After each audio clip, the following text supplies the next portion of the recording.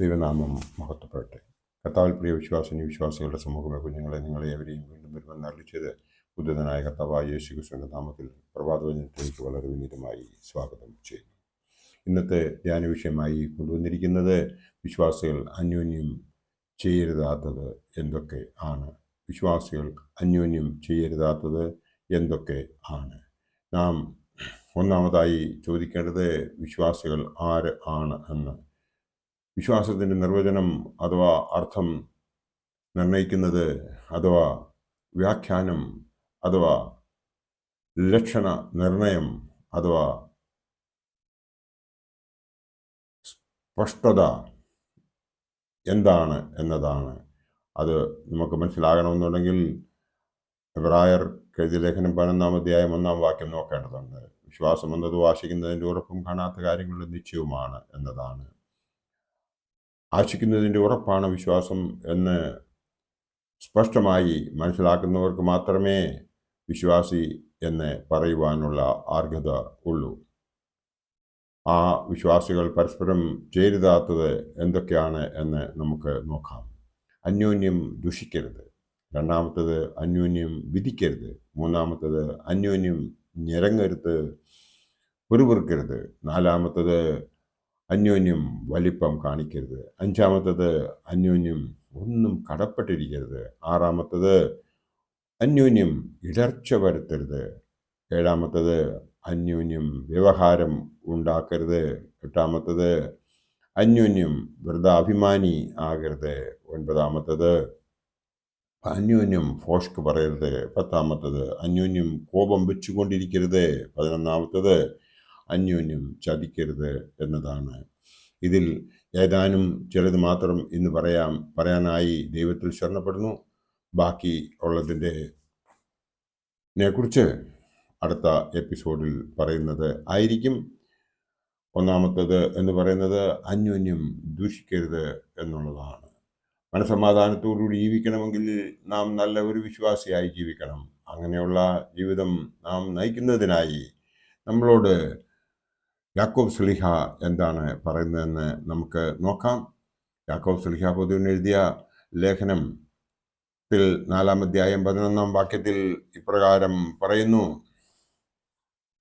സഹോദരന്മാരെ, അന്യോന്യം ദൂഷിക്കരുത്. തൻ്റെ സഹോദരനെ ദൂഷിക്കുകയും വിധിക്കുകയും ചെയ്യുന്നവൻ ന്യായപ്രമാണത്തെ ദൂഷിക്കുകയും ന്യായപ്രമാണത്തെ വിധിക്കുകയും ചെയ്യുന്നു. ന്യായപ്രമാണത്തെ വിധിക്കുന്നുവെങ്കിൽ നീ ന്യായപ്രമാണത്തെ അനുഷ്ഠിക്കുവാനല്ല, വിധിക്കുന്നവനത്രേ എന്നാണ് ഇവിടെ പറഞ്ഞിരിക്കുന്നത്. നാം തൻ്റെ സഹോദരനെ ദൂഷിക്കുകയും വിധിക്കുകയും ചെയ്യുന്നവൻ ന്യായപ്രമാണത്തെ ദൂഷിക്കുന്നു. അന്യോന്യം ദൂഷിക്കുകയും ദൈവത്തോട് പ്രാർത്ഥിക്കുകയും ചെയ്യുന്നത് സമയം നഷ്ടപ്പെടുത്തുന്ന ഒരു പ്രക്രിയയാണ്. ആദ്യം അവനോട് നിരപ്പാകുക. രണ്ടാമത്തെ കാര്യമെന്ന് പറയുന്നത് അന്യോന്യം വിധിക്കരുത്. 12-ാം വാക്യം മുതൽ 14-ാം വാക്യം വരെ നാം ഇതിൽ നോക്കുമ്പോൾ നമ്മൾക്ക് അതിൽ കാണുവാൻ സാധിക്കുന്നത് ന്യായപ്രമാണ കർത്താവും ന്യായാധിപതിയും ഒരുവനേ ഉള്ളൂ. രക്ഷിപ്പാനും നശിപ്പിപ്പാനും ശക്തനായവൻ തന്നെ. കൂട്ടുകാരനെ വിധിപ്പാൻ നീ ആർ?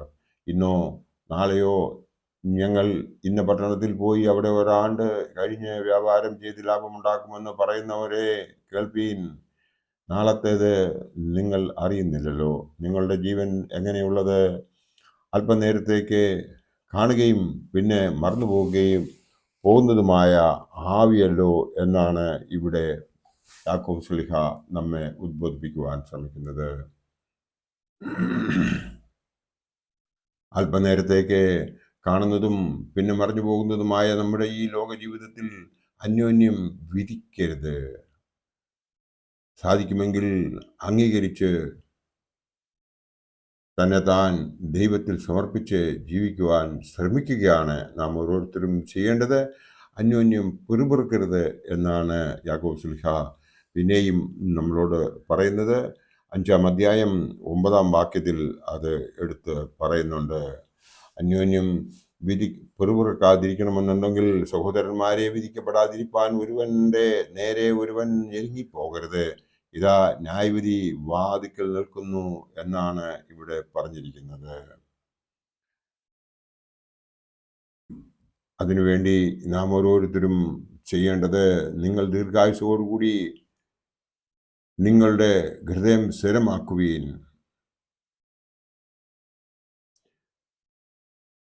കർത്താവിൻ്റെ പ്രത്യക്ഷത സമീപിച്ചിരിക്കുന്നു.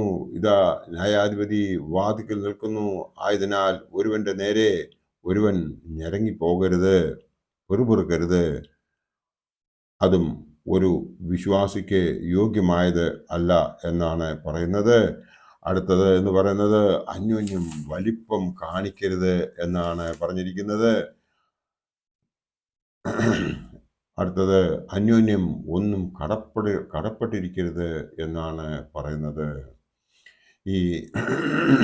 ഇതിൽ നാം മനസ്സിലാക്കേണ്ടത് പരസ്പരം സ്നേഹിക്കാൻ കഴിയുന്ന ഒരു വ്യക്തിക്ക് മാത്രമേ നല്ല വിശ്വാസി ആയി കാണുവാൻ സാധിക്കുകയുള്ളൂ.